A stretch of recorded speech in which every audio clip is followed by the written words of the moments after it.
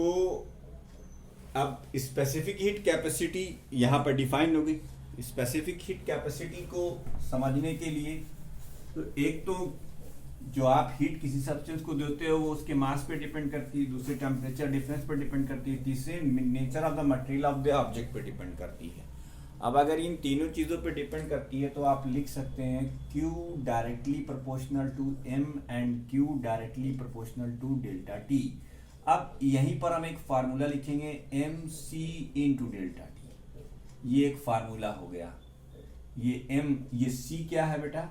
C है तो constant of proportionality, constant of proportionality, लेकिन इसे हम कहते हैं स्पेसिफिक हीट कैपेसिटी। इसे क्या कहते हैं? Specific heat capacity. ये स्पेसिफिक हीट कैपेसिटी है बेटा, ठीक है, स्पेसिफिक हीट कैपेसिटी है। एंड अब note, C is the characteristic property of the material of the substance। यानी कॉपर की हीट कैपेसिटी अलग होगी, वाटर की हीट कैपेसिटी अलग होगी, वुड की हीट कैपेसिटी अलग होगी। वो किन तीन बातों पर डिपेंड करेगी? एक तो आप कितने मास को एक्सपोजर दे रहे हैं, कितना टेम्परेचर एक्सपीरियंस कर रहे हैं, और कौन हीट लेने में ज़्यादा सक्षम है। जो हीट लेने में ज़्यादा सक्षम है वही constant of specific heat capacity को बता रहा है।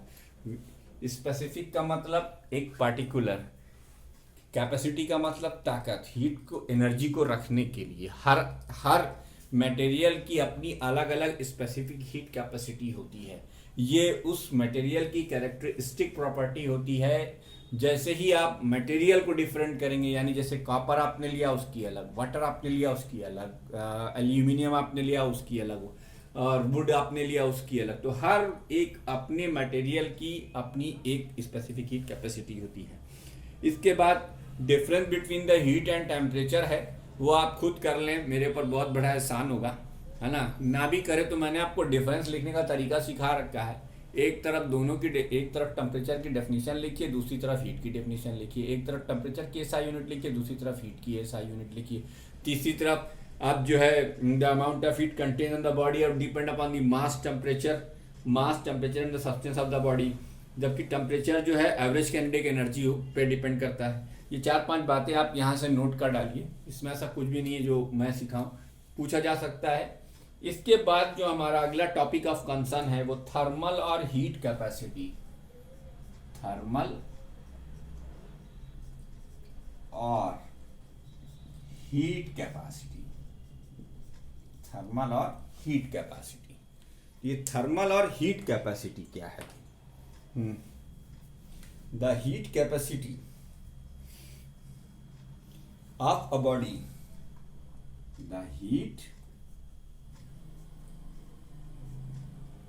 capacity of a body is the heat capacity of a body is the amount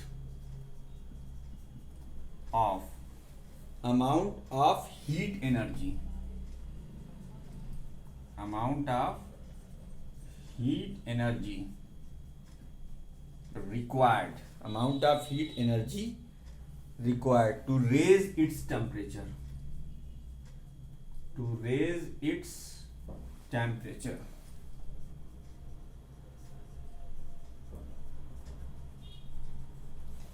raise its temperature by 1 degree centigrade or 1 Kelvin, by 1 degree centigrade or 1 Kelvin. The heat capacity of the body is the amount of heat energy required to raise its temperature by 1 degree centigrade or 1 Kelvin। तो heat capacity आपकी book की नकल मारकर अगर मैं लिखूं तो heat capacity को उन्होंने C' से डिनोट किया है। हालांकि हायर क्लासेस के अंदर आप कैपिटल C को हीट कैपेसिटी से डिनोट करेंगे और स्पेसिफिक हीट कैपेसिटी को आप स्मॉल c से डिनोट करेंगे। बहरहाल जो आपकी बुक कह रही वही हम भी कह देते हैं।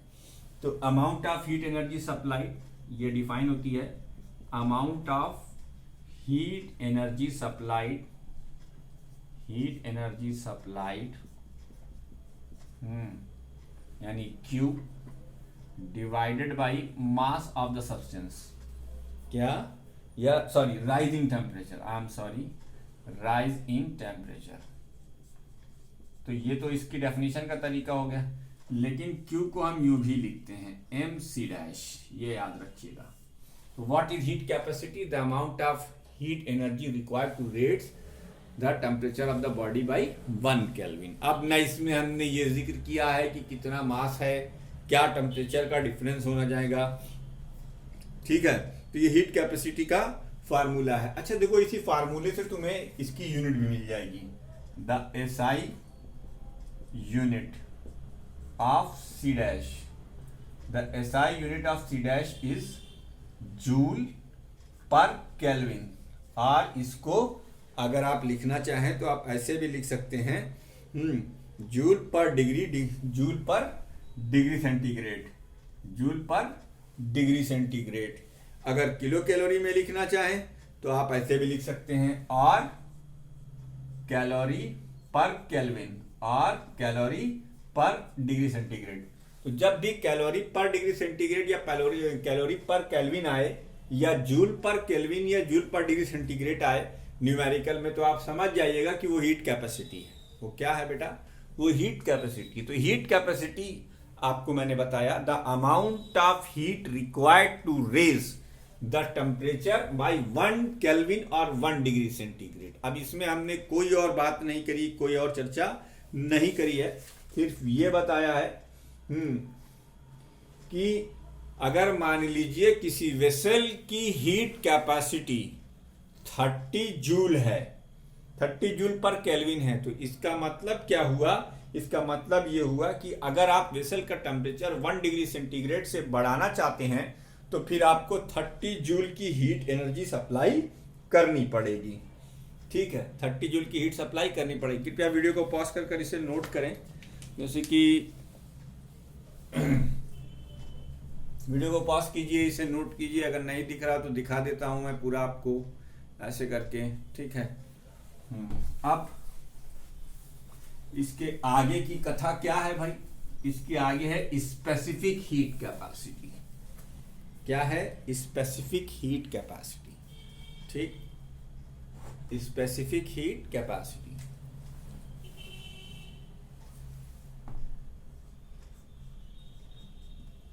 Specific heat capacity. ये जो स्पेसिफिक हीट कैपेसिटी है, ये कैसे डिफाइन होती है? Heat capacity of a body,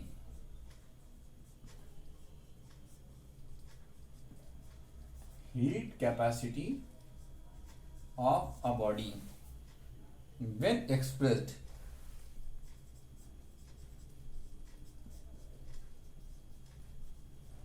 when expressed for unit mass, for unit mass, for the unit mass is called the specific heat capacity. Heat capacity of a body when expressed for unit mass is called the specific heat capacity. Specific heat capacity of that substance. Heat capacity of that heat capacity of the substance of the body.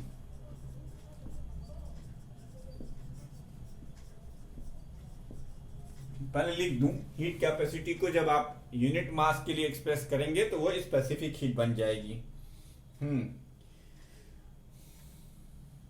तो specific heat capacity, specific heat capacity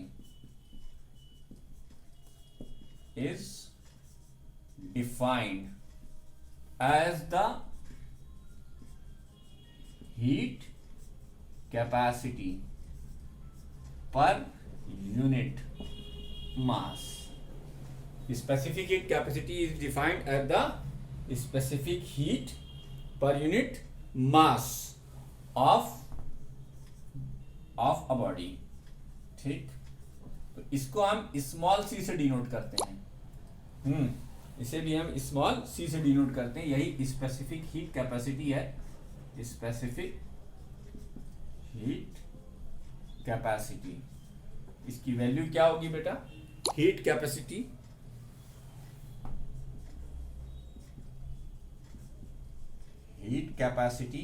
of the body. आप जानते हैं इसको हमने C dash से denote किया है, divided by mass of the body. इसको हम m से लिखते हैं, तो इसका मतलब c, small c is equal to C dash upon m होता है. ठीक, अब यहीं से देखो यूनिट भी निकल आएगी, यहीं से इसकी यूनिट भी निकल आएगी. लेकिन इस फार्मूले को आप इस फॉर्म में भी याद रखिए, c is equal to M C, C dash is equal to M C.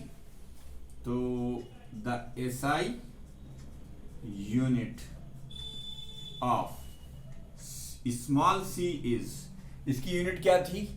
Joule per kelvin. मास की यूनिट क्या होती है? किलोग्राम. तो अब ये क्या हो जाएगा? जूल पर केल्विन किलोग्राम, और जूल पर डिग्री सेंटीग्रेड है किलोग्राम, या ग्राम में भी लिख सकते हैं. अब अगर इसे आप कैलोरी में लिखना चाहें तो इसकी और एक यूनिट और हो सकती है, द कॉमन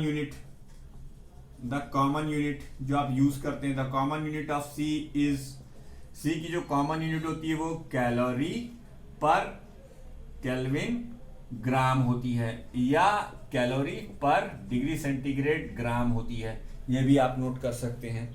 ठीक है भैया, तो ये आपको याद रहना चाहिए. ठीक, specific heat capacity of some common substances, ये बेकार का चीज है, इसको जरूरत ही नहीं है ज्यादा आपको ध्यान देने की. इसके जो न्यूमेरिकल्स हैं बेटा, इसके न्यूमेरिकल ज्यादा इंपॉर्टेंट है इन कंपैरिजन टू इसका थ्योरेटिकल पोर्शन से. तो आप घबराइए नहीं, न्यूमेरिकल वीडियो भी आपको मिलेगी. एनीवे, वीडियो को पॉज करके नोट कीजिए तो आपको समझ में आया होगा स्पेसिफिक हीट कैपेसिटी और थर्मल कैपेसिटी में क्या फर्क है. देखिए, थर्मल कैपेसिटी एक जनरल टर्म है और स्पेसिफिक हीट कैपेसिटी एक बहुत ही स्पेशल टर्म है. स्पेशल टर्म इसलिए है कि आप थर्मल कैपेसिटी को किसी की सब्सटेंस के लिए डिफाइन करते हैं. You are not going to specified that a particular type of a substance, but in terms of specific heat capacity you have to decide whether it is defined for a particular terms और not. तो इसलिए specific heat capacity एक बहुत ही important term है. आइए, जहां से सबसे ज्यादा बोर्ड में क्वेश्चन बनते हैं, यानी calorimetry, principle of method of mixture और प्रिंसिपल ऑफ कैलोरीमेट्री. ये वीडियो को पॉज करके आप नोट कर लीजिए. अगर कुछ नहीं दिखाई दे रहा है तो ये देखिए, मैंने आपके लिए व्हाइट बोर्ड को अब स्विंगिंग मोड पे डाल रखा है. आप जब चाहें तब ऐसे मैं दिखा सकता हूं आपको. इसे नोट कर डालिए. ठीक है, अब जो इस चैप्टर का सबसे इंपॉर्टेंट टॉपिक है, प्रिंसिपल ऑफ कैलोरीमेट्री. हीट समझ में आ गया, टेम्परेचर समझ में आ गया, हीट कैपेसिटी समझ में आ गई, थर्मल हीट कैपेसिटी आपके, स्पेसिफिक हीट कैपेसिटी आपके समझ में आ गई. अब आपको पढ़ना है प्रिंसिपल ऑफ कैलोरीमेट्री. कैलोरीमीटर पढ़ना चाहे पढ़े, ना पढ़ना चाहे ना पढ़े, कोई फर्क नहीं पड़ता. लेकिन कैलोरीमीटर को रीडिंग मार लीजिएगा, वो आपके लिए वो हो जाएगा, फायदेमंद हो जाएगा. लेकिन प्रिंसिपल ऑफ कैलोरीमीटर या प्रिंसिपल ऑफ कैलोरीमेट्री, चलो पहले यहां पर तुम्हारा एक उदाहरण चुका है. The branch of the physics which measured the heat is known as calorimetry. The branch of the physics which measured heat is known as calorimetry. इसीलिए इसका नाम कैलोरी, जैसे ज्योमेट्री, जैसे ट्रिग्नोमेट्री, वैसे क्या है? कैलोरीमेट्री. अब प्रिंसिपल ऑफ कैलोरीमीटर क्या स्टेट करता है? Principle of calorimeter, principle of calorimeter state that heat loss, इसको न्यूमेरिकल से ही समझाऊंगा। Heat lost by hot body is equal to heat gained by cool body. ये प्रिंसिपल ऑफ कैलोरीमेट्री है, ठीक, प्रिंसिपल ऑफ कैलोरीमेट्री है। चलो इसका मैथमेटिकल स्टेटमेंट समझा देते हैं। अब late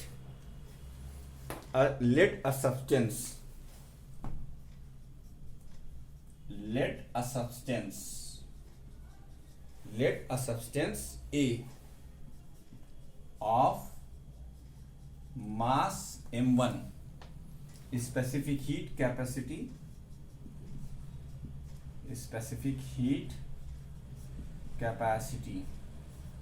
C1 at a higher temperature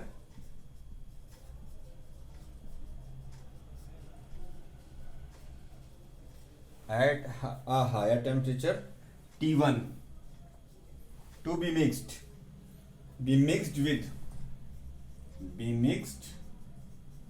with another substance B of mass M2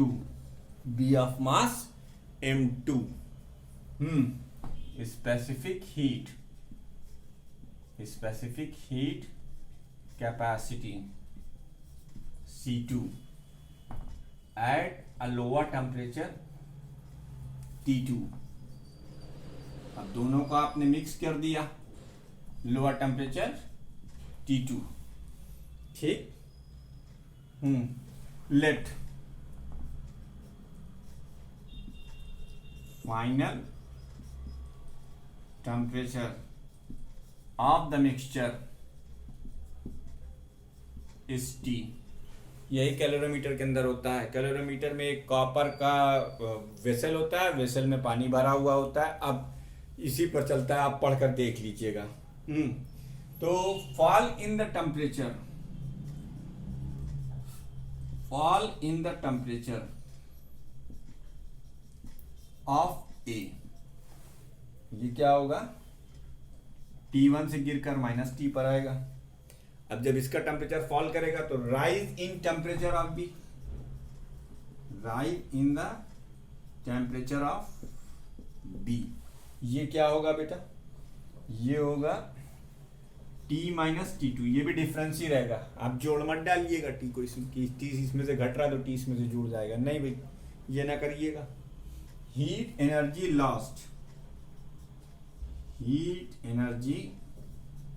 lost by, आपको फार्मूला पता है, मास m1 रखेंगे